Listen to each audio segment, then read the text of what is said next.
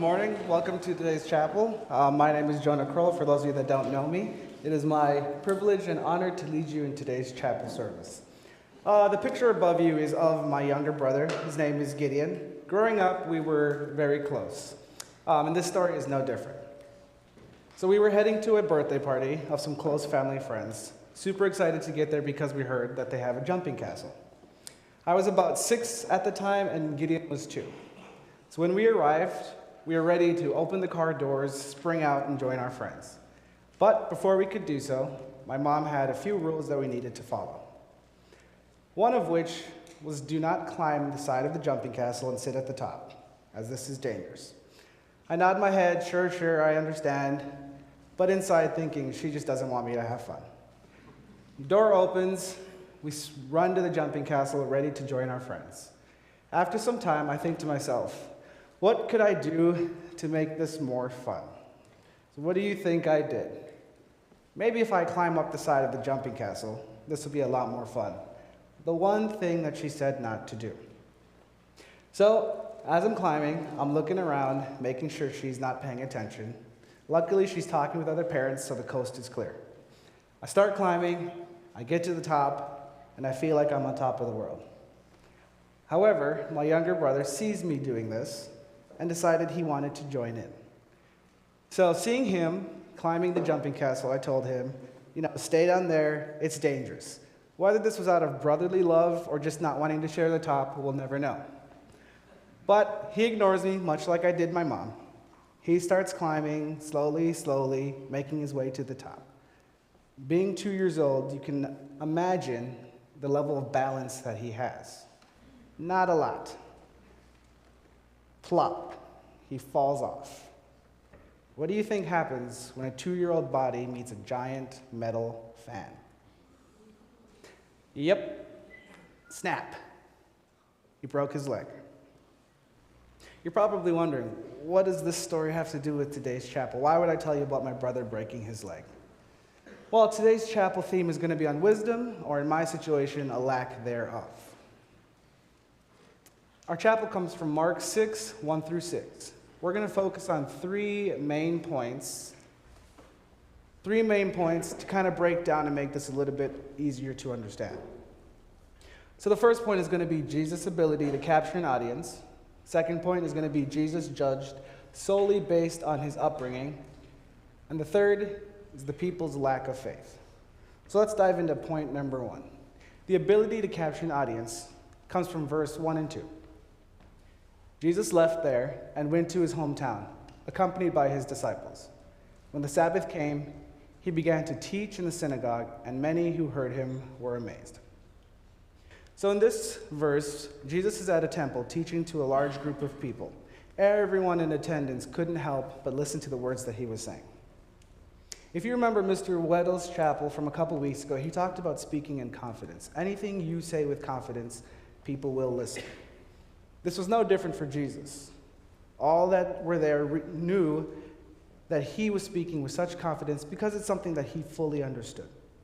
We all have someone, or maybe it's many people in our lives, that when they speak, we can't help but listen. What makes us listen to people like that? Yes, it's true, it's probably what they say, but it's also how they say it. Jesus spoke to these people in such a way that they were amazed. They couldn't help but listen to every single word that was spoken. However, in this group, there was also a group of Pharisees that weren't entirely happy with Jesus speaking. Pharisees were a group of religious leaders at that time, very knowledgeable in things of the faith, practices, traditions, stuff like that. And so you would think that they'd be happy to hear Jesus sharing the faith with the people around them. Not so much. Verse 3, we see, isn't this the carpenter? Isn't this Mary's son? And the brother of James, Joseph, and Judas, and Simon?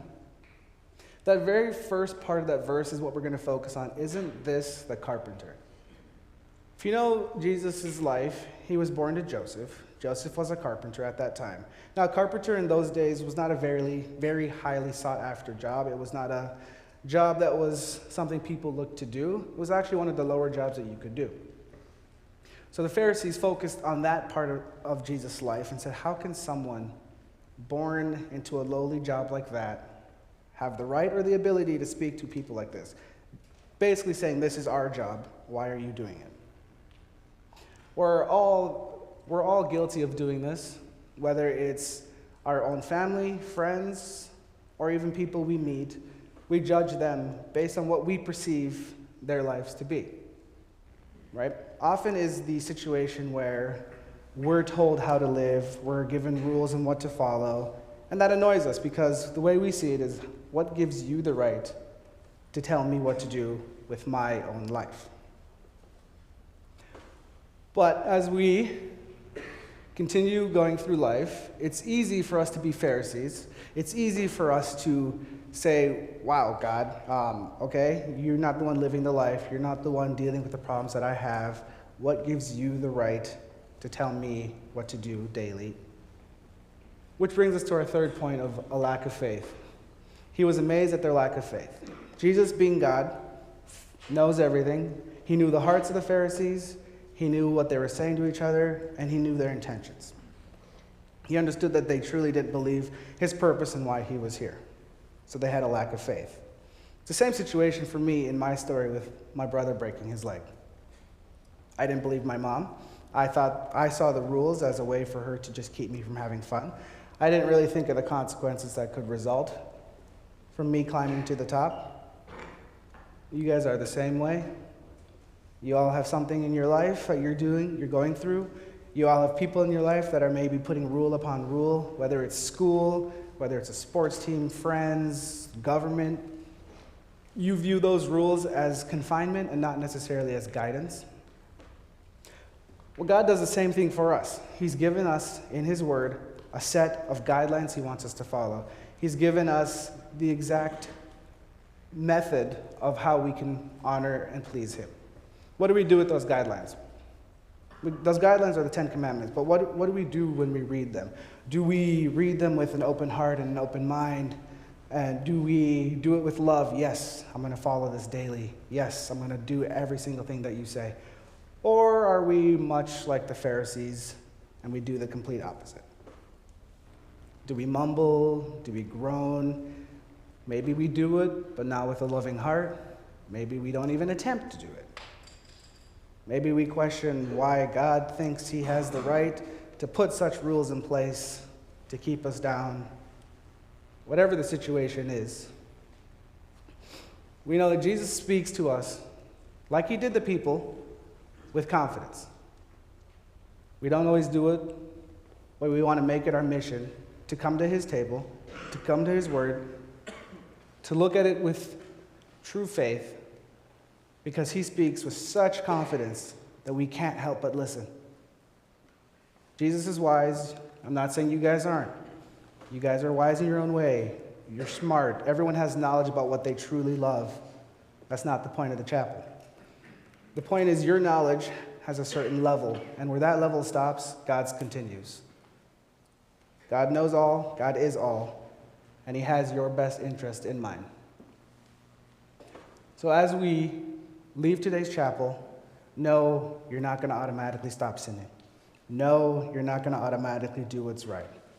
You might even forget the words that I'm saying to you right now. But all I ask is that you take every single day, understanding who it is that we serve, why it is that we serve him, and what it is he has done for us. So as we end chapel today, we're going to pray together. We're going to recite this prayer together and truly listen to the words that are on the screen. Truly take a moment. What does it mean to you? I know what it means to me. I can't tell you what it means for you. So as we recite this slowly together, think about that. Dear Lord, as we begin this week, we ask that you fill us with a full measure of your wisdom, knowing between right and wrong. We thank you for being that perfect example of what true wisdom looks like. In your name we pray.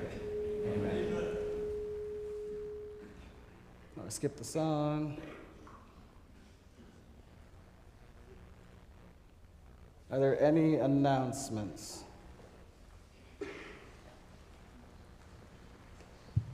Just one real quick announcement for NHS members. On Wednesday, we're doing roadside pickup, so if you're available to help, please let me or Emily know. And then next week will be our big push for sign up for blood drive. Our blood drive is scheduled for November 3rd. That's 2 weeks from this Thursday.